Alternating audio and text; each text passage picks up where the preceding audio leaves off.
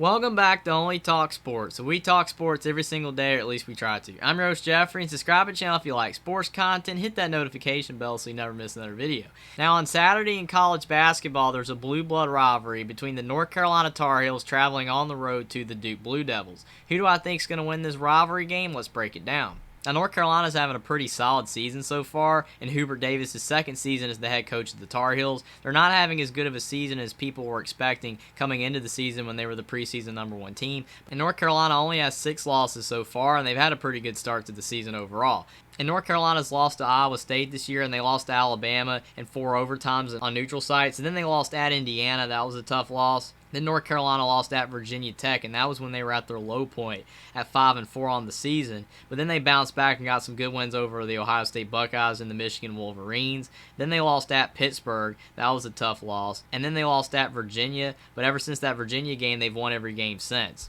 And for Hubert Davis' team, North Carolina's really turned their season around after they were really struggling at the beginning of the season. The ACC is a bit down this year, but they've been getting critical wins to help prepare them for the NCAA tournament. And they've gotten a lot of momentum coming into this Duke game. And North Carolina's best players are all the players that they had last year with the addition of Pete Nance. Armando Bacot is averaging 17.9 points per game and 11.4 rebounds per game. He's still a really solid player for the Tar Heels. He's not playing as well as he was last year, but he's still playing really good basketball, and he has been hurt some this year, but he's getting healthy and he's playing much better. RJ Davis is averaging 16.4 points per game, 4.9 rebounds per game, and 3.2 assists per game. He's actually been really solid this year. He has had moments this season where his shot has not been there, but he's actually been the more consistent guard for North Carolina than Caleb Love, who's averaging 16.2 points per game, 3.5 rebounds per game, and 3.1 assists per game. He's had a solid season, but he hasn't taken the step forward that a lot of people thought that Caleb Love would take from last season.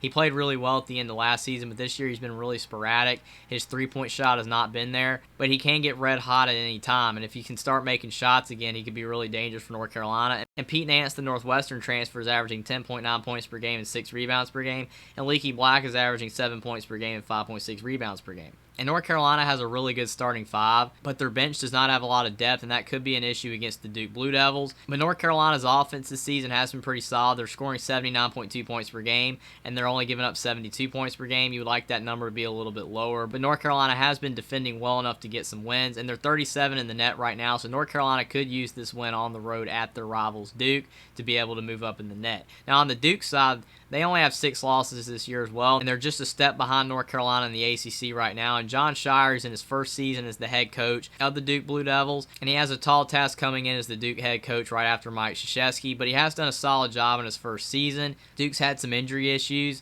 and they've had some ups and downs this year, but he's kept Duke on the right path, and they've been able to win even with the injuries.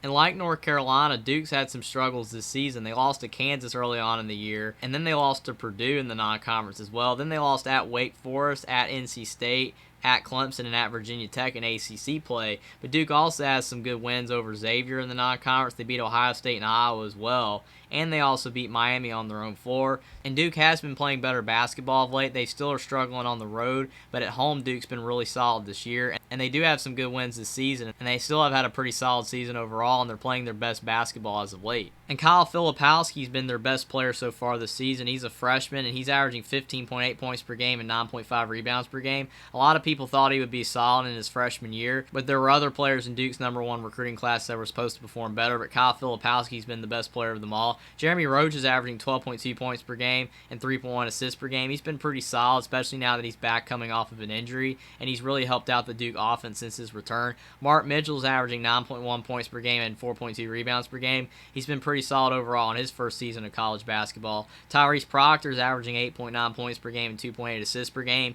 He reclassified from the 2023 class, so he's really young, but he has actually stepped up these last few games for Duke. And Derek White is averaging 8.4 points per game and 2.3 rebounds per game. He's a really talented player, but he's been hurt a lot of this season. And overall, Duke just has a lot of young players that are trying to find their way in their first season of college basketball. And Duke this season is averaging 72.9 points per game, and their defense has been giving up 63.7 points per game, and their defense has actually been pretty solid this season, and their offense has been coming around lately. And they're 22 in the net, so they're actually in a better standing than North Carolina right now. So even though North Carolina needs this win more for their tournament resume than Duke does, I'm sure Duke's going to do everything they possibly can to beat their rivals. So who do I think is going to win this Blue Blood Rivalry game?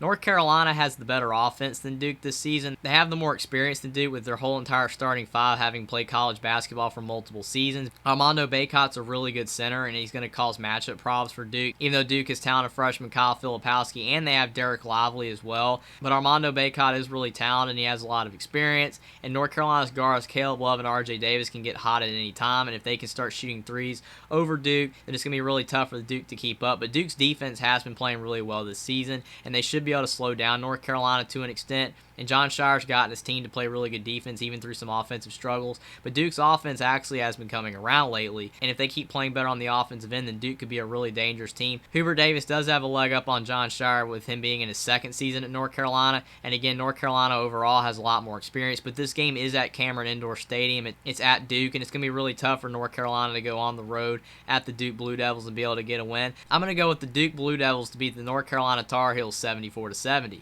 I think North Carolina can win this game. They've won on the road at Duke before. They actually did it last year in Coach K's final home game, which spoiled the party for the Duke Blue Devils. And North Carolina, like I said, has a lot of experience, and they can do it again. Armando Bacot is really talented, and Caleb Love and RJ Davis are really solid players as well. And North Carolina's defense, while not as good as Duke's, is capable of stopping teams. And if North Carolina can get hot from three, and Hubert Davis can keep his team calm amid all the crowd noise, I think that North Carolina does have a really good shot to win this game. And Jon Scheyer doesn't have a lot of experience, but he has a team with a lot of talent. Kyle Filipowski's been playing much better basketball as of late. Dariq Whitehead is getting healthy. And if Tyrese Proctor and Jeremy Roach handle the offense well for Duke in this game, then they should be able to put up enough points to win this game. I think this is going to be a close game either way, but I think the home crowd for Duke's going to help them out. I think Duke has a lot of talent, even though it's really young, and North Carolina does have more experience, but they have been struggling a bit this season, even though they have been playing better. Both Duke and North Carolina have been playing better than they were at the beginning of the season, but I'm going to go with Duke to beat North Carolina 74-70 in this Blue Blood Rivalry game. Subscribe to the channel if you like sports content. Like this video down below. Comment down below whether you think Duke or North Carolina is going to win this basketball game and why,